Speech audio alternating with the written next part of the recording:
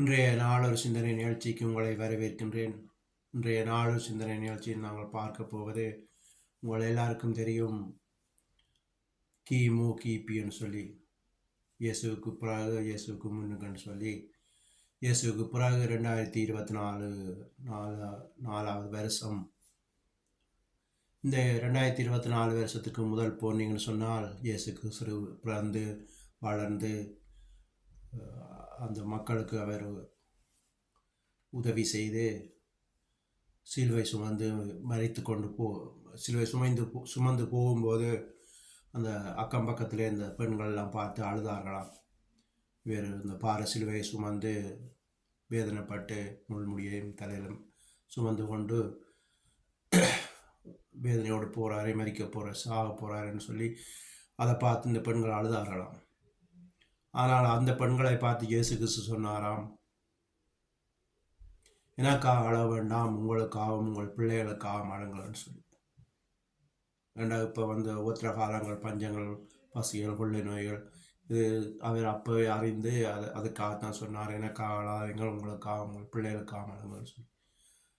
அப்படி சொன்ன தேவன் இன்றைக்கு அவர் கண்ணீர் வடிக்கிறார். இந்த சனங்கள் படுற வேதனை, பஞ்சம், பசி, கொள்ளை நோய், எங்கு பார்த்தாலும் பிரச்சனைகள், இதை பார்த்து அவர் இன்றைக்கு கண்ணீர் வடிக்கிறார். அழ வேண்டாம்னு சொன்ன தேவன் இன்றைக்கு கண்ணீர் வடிக்கிறார்.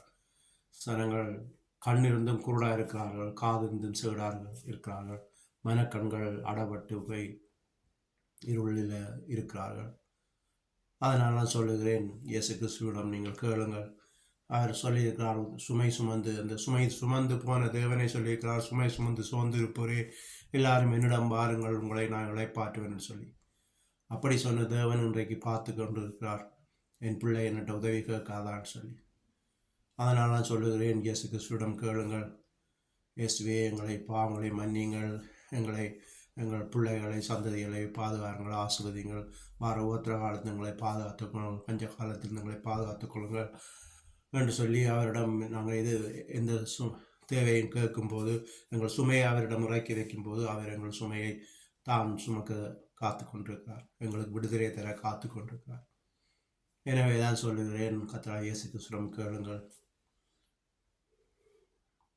நாங்கள் இன்னும் இருளே இருந்து கொண்டிருக்கிறோம். இயேசு என்னும் ஒளி வராதத்தில் இன்னும் இருளே இருந்து கொண்டிருக்கிறோம்.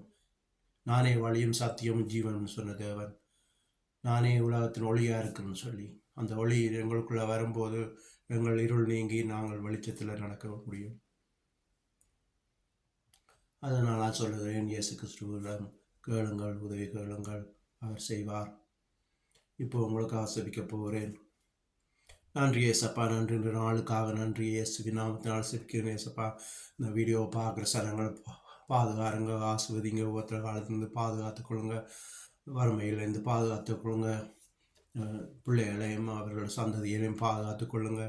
இயேசுவின் நாமத்தினால் செபிக்கிறேன் ஏசப்பா, உதவி செய்யுங்க, தடைகளை நீக்குங்க, வேலையில் ஆசனங்களுக்கு நல்ல வேலையை கொடுத்து பாதுகாருங்க. சாப்பாடு வழி இல்லாமல் எத்தனை சனங்கள் தவிக்கிறார்கள், அவர்களுக்கு நல்ல உணவை கொடுத்து அவர்களை வழி நடத்துங்கப்பா. இயேசுவின் நாமத்தினால் செபிக்கிறேன், இயேசுவின் நாமத்தினால் செபிக்கிறேன். இந்த வீடியோ பார்க்குற நாள்லேருந்து விடிய காலம் வரட்டும்ப்பா, ஒரு வெளிச்சம் வரட்டும்ப்பா அந்த வீட்டுக்குள்ளே. இயேசுவின் நாமத்தினால் செபிக்கிறேன், இயேசுவின் நாமத்தினால் செபிக்கிறேன். நன்றி பிதாவே, நன்றி இயேசுவே, நன்றி, ஸ்தோத்திரம், நன்றி அப்பா, நன்றி.